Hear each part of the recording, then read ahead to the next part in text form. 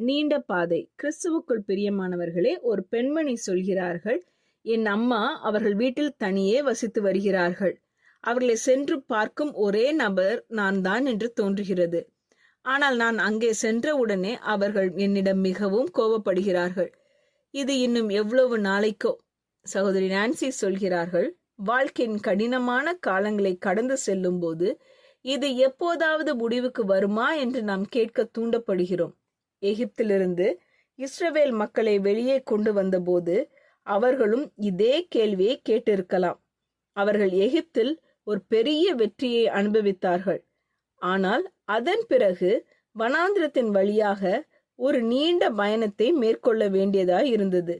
யாத்ராகமம் 13ஆம் அதிகாரம் 17 மற்றும் 18ஆம் வசனத்தில் நாம் வாசிக்கிறோம், ஜனங்கள் யுத்தத்தை கண்டால் மனம் மடிந்து எகிப்துக்கு திரும்புவார்கள் என்று சொல்லி பெலிஸ்தரின் தேச வழியாய் போவது சமீபமானாலும் தேவன் அவர்களை அந்த வழியாய் நடத்தாமல் சிவந்த சமுத்திரத்தின் வனாந்திர வழியாய் ஜனங்களை சுற்றி போக பண்ணினார். தேவன் அவர்களை குறுகிய பாதையில் அல்ல, நீண்ட பாதையில் நடத்தினார். நீங்களும் இன்று ஒரு வனாந்திர அனுபவத்தின் நடுவில் இருக்கிறீர்களா? உங்கள் பாதை நீண்டதாகவும் கடினமாகவும் தோன்றுகிறதா? அப்படியானால் தேவன் உங்களை விசேஷமான ஒரு நோக்கத்திற்காக ஆயத்தப்படுத்தி கொண்டிருக்கலாம். இன்று உங்களுக்கு புரியாததாக தோன்றும் இந்த பயணத்தின் ஒவ்வொரு படியையும் தேவன் முழுமையாக அறிந்திருக்கிறார். ஒரு நாள் திரும்பி பார்க்கும்போது தேவன் செய்த அனைத்திற்கும் ஒரு நோக்கம் இருந்தது என்பதை நீங்கள் உணர்வீர்கள்.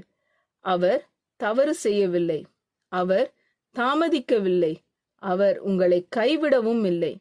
அவர் உங்களை அன்போடும் ஞானத்தோடும் வழிநடத்தி கொண்டிருக்கிறார். ஜெபம் செய்வோம்.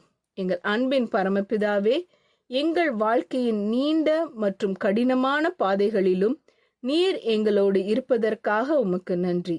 சில நேரங்களில் இந்த பயணம் எப்போது முடியும் என்று நாங்கள் சோர்ந்து உம்மிடம் கேட்கிறோம்.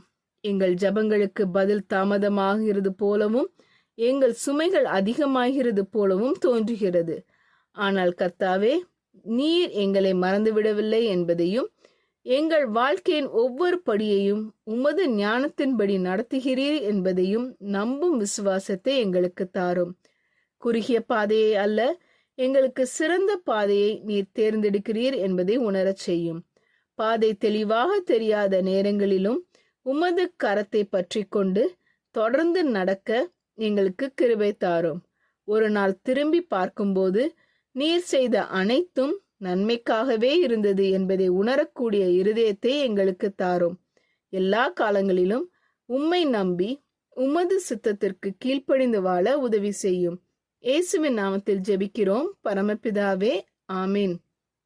இந்த மெசேஜ் 15 நவம்பர் 2024 நான்சி டிமோஸ் வோல்கமுத் அவர்களின் இயேசுவை தேடி என்ற புரோகிராமிலிருந்து எடுக்கப்பட்டது.